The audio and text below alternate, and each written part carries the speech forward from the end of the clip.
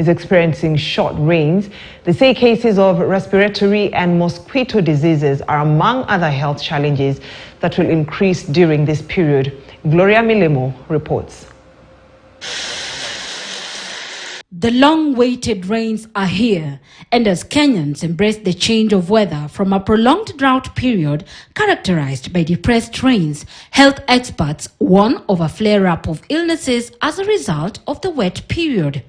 Professor Julius Oyugi, the director of the University of Nairobi's Department of Tropical Diseases, explains the correlation. These diseases, I can group them into three. The first group are mosquito-borne diseases. These include, a number of viral infections. For example, dengue, chikungunya. They also include parasitic related diseases such as malaria.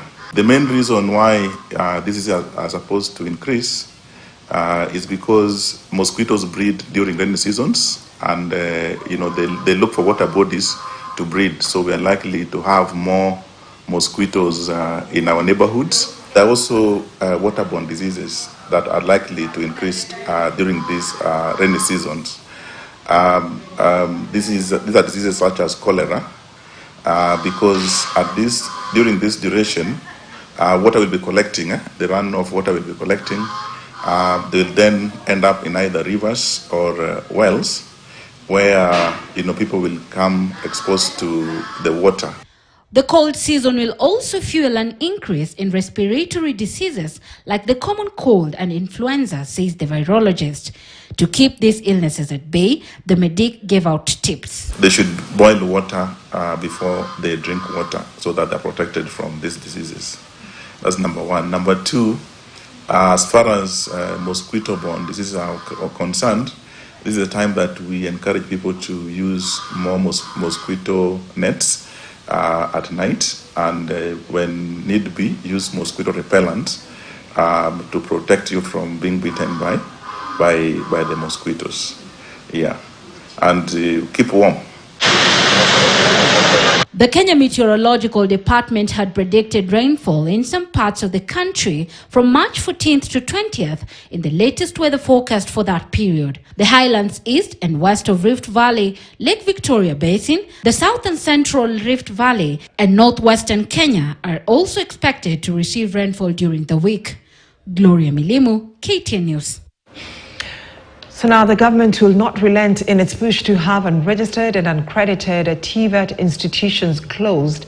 Speaking at the 19th KEAM and Management University of Africa graduation, Director Standards and Compliance at the Technical Vocational Education and Training Authority, that is Josephine Kasera, said for the country to realize highly qualified labor and professionals, it was imperative that all training institutions operating in the country be accountable and open to scrutiny.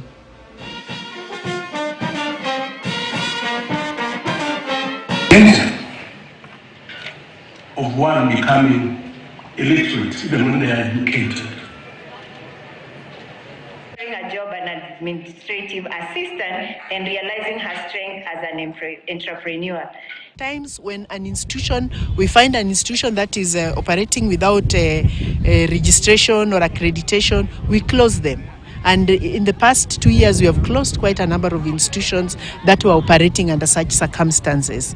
But on the same note, I'd like to encourage sponsors, parents, guardians to ensure they take their trainees and the students themselves only to institutions that are accredited by TVETA. My advice to students, and I told them this, that once you're provided with the knowledge, what you go out there to do with the knowledge is actually upon you. The university gives you the knowledge and gives you the certificate. So after that, then you apply the knowledge to solve the societal problems.